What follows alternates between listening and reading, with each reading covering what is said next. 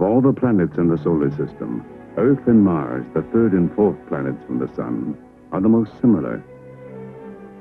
But despite the similarities, Mars is essentially like no other planet. It is a unique world. It was an elusive and baffling planet to astronomers for hundreds of years. Through early telescopes, it appeared to be a small red sphere, later estimated to be about half the size of Earth.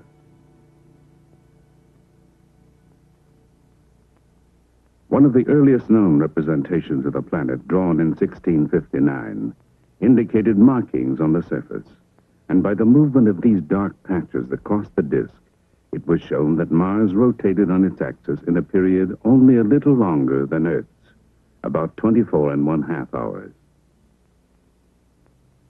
It was observed, too, that the tilt of its axis, like the Earth's, exposes its polar regions alternately to the sunlight. Thus, each hemisphere has a summer and winter period. And since Mars orbits the Sun in 687 Earth days, one Martian year and each of its seasons is almost twice as long as Earth's. Later mappings of the planet displayed light and dark regions identified erroneously as continents and oceans. The land masses red as the sandstone districts on Earth, the water a greenish blue. In 1877, an Italian astronomer, Giovanni Schiaparelli, discovered what he called canali, or channels, resembling, he said, the finest threads of a spider's web drawn across the disk. In America, Percival Lowell founded an observatory to study these Martian features. Massive irrigation systems, he called them, designed to carry water from the melting ice caps to the major centers of a dying civilization. Science fiction writers populated the cities with terrible creatures of heroic size, with skills beyond Earthman's dreams.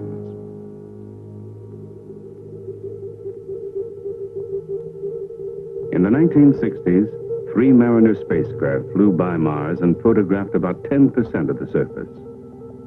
Gone were the canals, gone were the cities, gone the brilliant and sinister Martians. The photographs revealed a cratered landscape much like the moon, waterless and apparently hostile to life. But in 1971, the Mariner 9 spacecraft orbited Mars and transmitted more than 7,000 photographs of the planet to Earth. The extensive mapping revealed a new and unexpected world. The southern hemisphere, seen by earlier spacecraft, flattened and gouged by the impact of meteorites. The northern hemisphere, a vast plain with few craters. And rising from the plain, a great dome called Tarsus, topped by giant volcanoes. The plateau that joins the two hemispheres is cut by a vast and deep canyon, and by channels with the characteristic patterns of stream beds on Earth. Some of the channels suggested that water may once have flowed on Mars, and thus life might have evolved and possibly adapted to Mars' changing conditions. And then, in 1975, 2 Viking spacecraft were launched, each of which was programmed to land a robot on the Martian surface. One of its principal objectives was to test for the presence or absence of living organisms. A communication system linked the spacecraft to the Mission Control and Computing Center in Pasadena, California.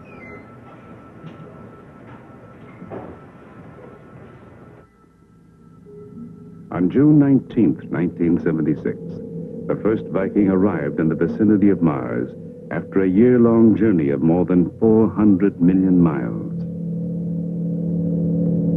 Once in orbit, its cameras were turned to a detailed examination of the landing area. Imaging teams on Earth scanned some 800 photographs covering a territory about the size of Texas.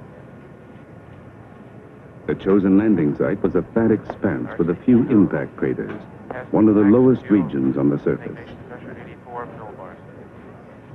On July 20th, 1976, flight controllers ordered the lander to separate from the orbiter. 5, 4, 3, 2, 1, separation. Descent sequencing, we're at mission event word 0, and we have DL separation. Because of Mars' great distance from Earth, the signal traveling at the speed of light, 186,000 miles per second, took 19 minutes to reach the spacecraft. This necessitated a completely automated system on board for carrying out the landing maneuver. During the lander's descent, its instruments analyzed the properties of the thin Martian atmosphere.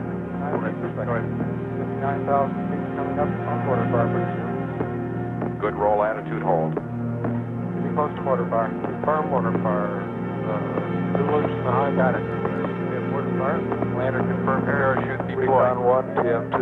Drive sync. UHF minus 105.1. Format 3 is in sync. All right. Format 3 in sync. Leg deploy. 4,800 feet, 177 feet per second. Confirm roll maneuver. Parachute separation. Roger. Minus 105. 23 inches. 2,600 feet, 188 feet per second. 2,600 feet. 366 feet, 73 feet per second. ACS is close to vertical.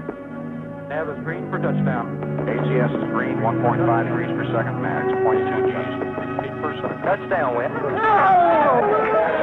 Fantastic. 16 kilobits confirmed.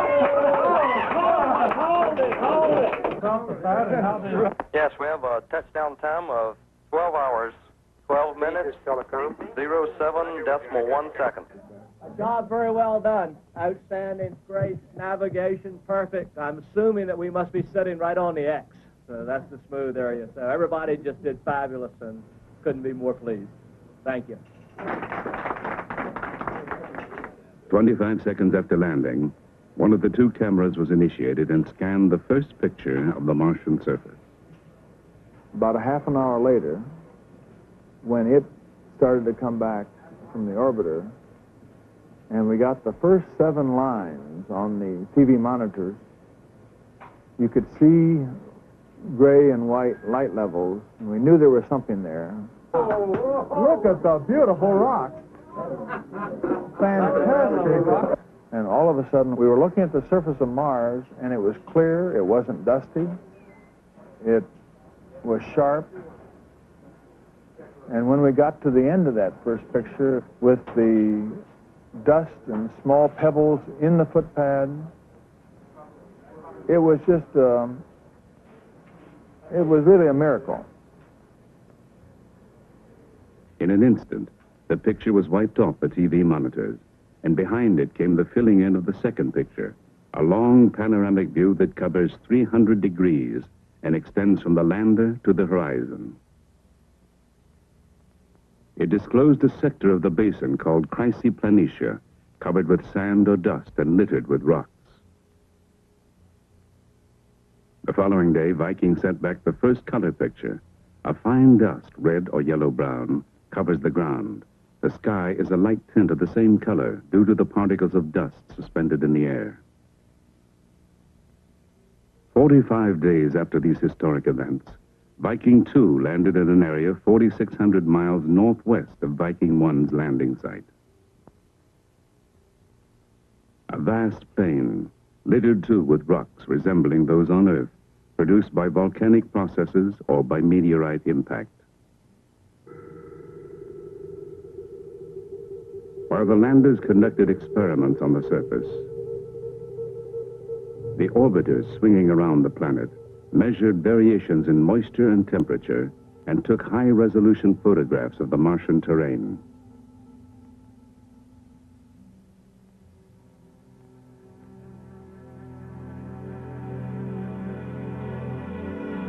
Four and a half billion years ago, the planets were formed from the gas and dust of the solar nebula. In the formation of a planet, heat is released and remains embedded in the growing mass. Because the heat can't escape as rapidly as the mass is growing, a point is reached eventually where the interior melts. On Mars, the heavier material sank toward the center, and the lighter material rose to form a crust at the surface. And this crust contained ice and other condensates. A later stage may have occurred where molten rock intruded into the crust and melted the ice, causing a slurry of water and rock and dust to flow across the surface. Some observers believe that such a process may have been the cause of the major channels which we see on the surface of Mars today.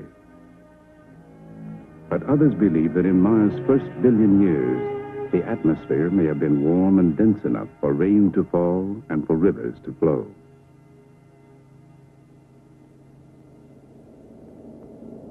Gradually, the original thick, wet, and warm blanket of the atmosphere evolved into the thin, dry carbon dioxide atmosphere we find there today.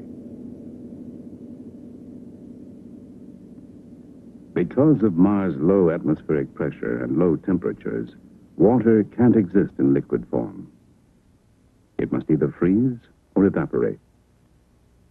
But while there are no oceans or rivers on Mars, there is more water in total than anyone had expected.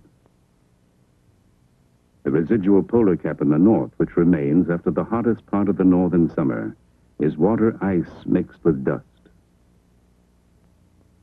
And the measurements of the seasonal behavior of water vapor over the planet suggest that there is a vast reservoir of ice beneath the surface, so that one can think of the residual polar cap as the tip of an iceberg protruding from a sea of rock.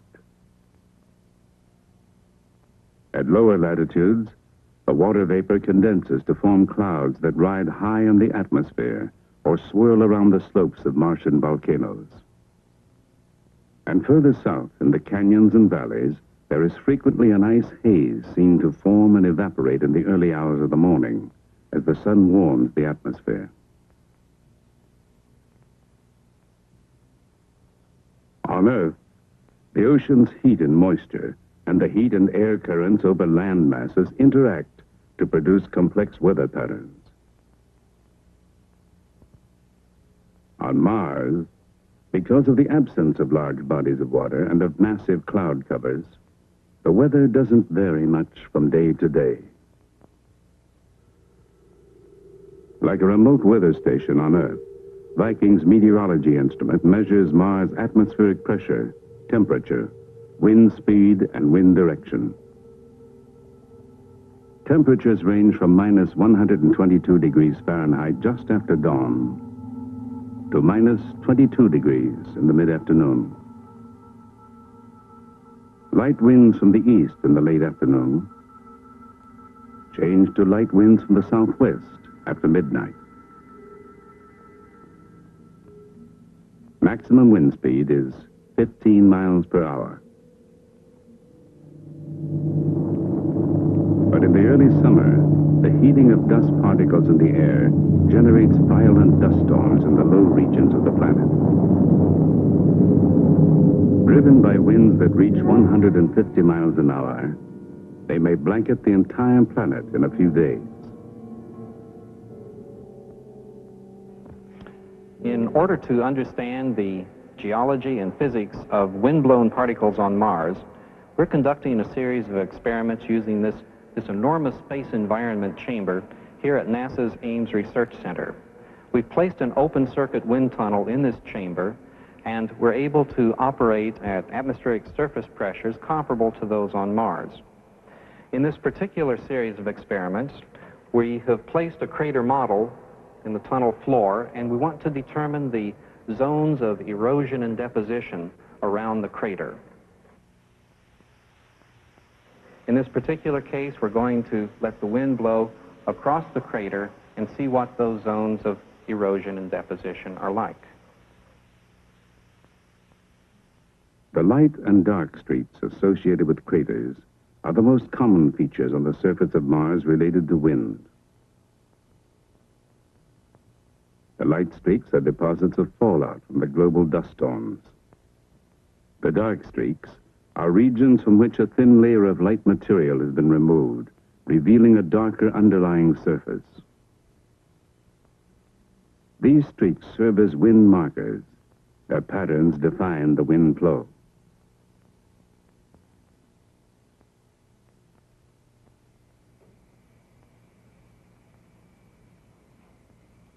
To the geologist, the features seen in the tens of thousands of photographs transmitted by Viking are the visible signs of the enormous forces and processes that have shaped the surface of Mars. The excavation of large basins and craters by the impact of meteorites and asteroids.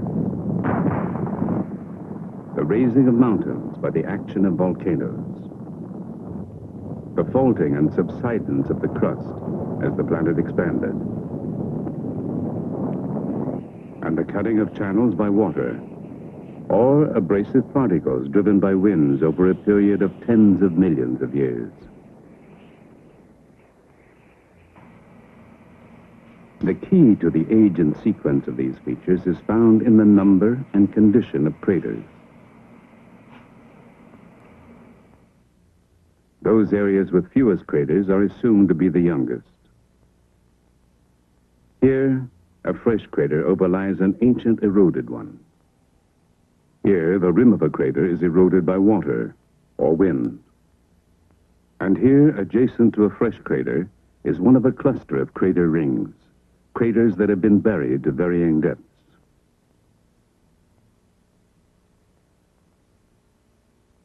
Over millions of years, the repeated flows of lava built the volcanic mountains of Mars. 12 are larger than any on Earth. The largest, Olympus Mons, rises 3 times higher than Mount Everest and is broad enough to cover the whole chain of volcanoes that form the Hawaiian Islands. The great gash that cuts through Mars' equatorial zone is Valles Marineris, a mighty canyon system that extends over an area more than 3,000 miles long and up to 400 miles wide, and drops 4 miles below the flat cratered surface of the plateau. Canyon walls are gullied, dissected by tributary canyons, or scarred by catastrophic landslides, leaving steep cliffs and great fractured surfaces.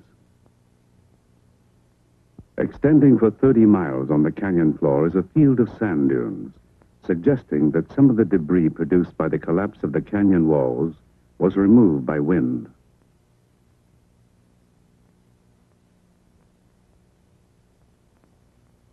These ancient channels that resemble dry riverbeds on Earth could have been formed by primeval rainstorms. But the vast channel systems that start in areas of collapsed terrain, with broad streamlines extending hundreds of miles across the lowlands, and teardrop-shaped islands soaring to thousands of feet above the channel bed, testify to a process without any parallel on Earth. Viking also photographed the 2 cratered moons of Mars, Phobos, the inner moon, marked by striations which, on closer view, resolve into grooves several miles long, and Deimos, the smaller outer moon. Viking, traveling at 3,800 miles an hour and passing only 30 miles away, could observe boulders on the moon's surface, some as large as 100 feet across. The geologic record of the planet suggests that Mars, like the Earth, has experienced periodic changes of climate. The best evidence of this is seen in the strange spiral patterns of Mars' polar regions. The dark bands are scarps or cliffs of bare ground within the North Polar ice cap. On each scarp are numerous small terraces eroded from layered rocks. This is a model of layered terrain, an area about 40 miles across. It is believed that the large scarps and the small terraces represent 2 different cycles of climatic change which occur simultaneously. Because of Mars' oscillation in its orbit about the sun, the polar regions are alternately warm and cold for periods of tens of thousands to millions of years. During the cold period, mixtures of dust and ice were deposited in a series of near horizontal layers, obscuring the underlying topography.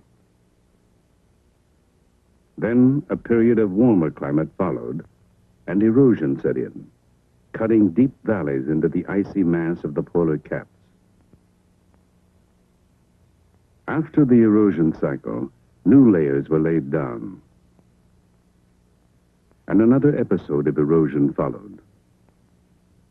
This oblique truncating of one set of terraces by another indicates that the climate turns on and off, the first geological evidence for cyclical climatic change on a planet other than the Earth. The speculations about changes in the atmosphere and climate were closely related to the notion that life in some form might exist on Mars. On Earth, life developed several billion years ago, at a time when the overall properties of Mars and the Earth were very similar. Now, over the ensuing billions of years, Mars and the Earth evolved separately.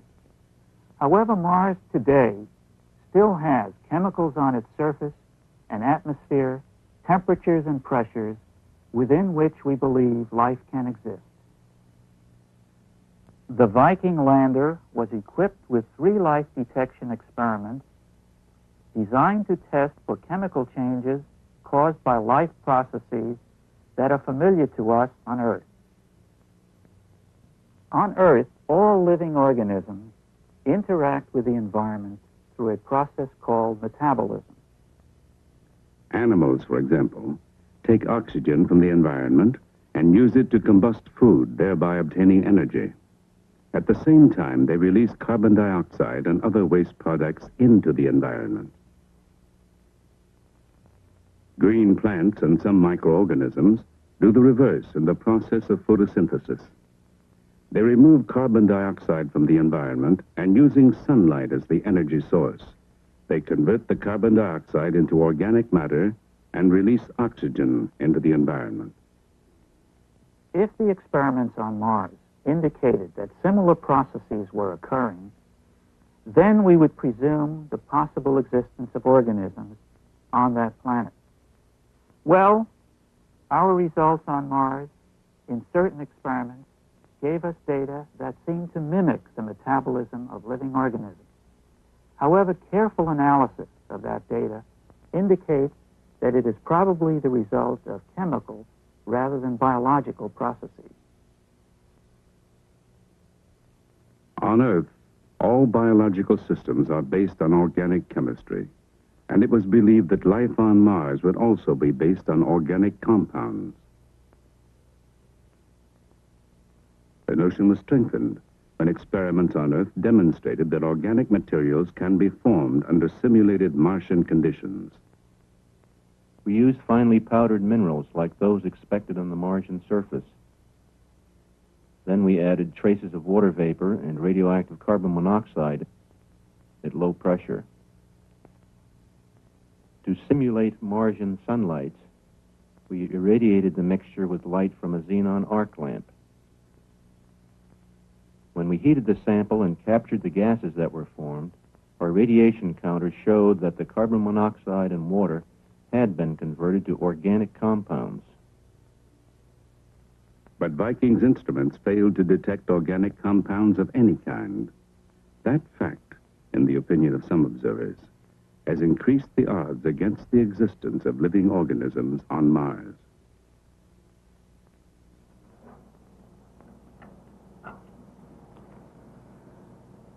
If we were able to do 1,000 experiments, different experiments on Mars, and to do these in a wide variety of places on Mars, in the canyons, on the polar caps, in some deep areas of the surface, and if in all of these experiments we got negative results, then the answer to the question, is there life on Mars, would almost certainly be no. But on the basis of just a few experiments, done at only 2 sites, very bland sites on the planet, I think it would be unscientific for us to come to that conclusion. All we can really say for sure is that we have run across some very interesting chemistry, a kind of chemistry that we do not see in surface samples from the Earth or surface samples from the Moon, and that's about where we are at the moment. Today, in laboratories across the nation, scientists are trying to simulate the results that we obtained on Mars. Some of the scientists are concentrating on irradiation experiments to see whether solar energy acting on Mars could have produced chemicals to account for the results. Other experiments are assuming that these chemicals were there and are testing one or another of these chemicals to see whether they can account for the results that were obtained.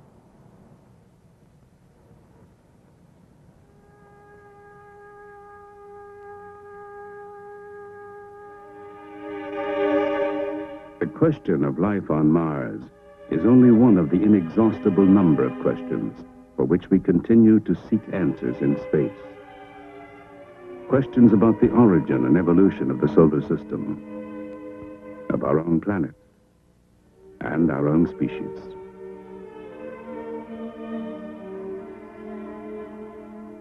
The search for answers is a goal of planetary exploration, and the journeys of our spacecraft to the near and far reaches of the solar system are beginning to provide some of the answers.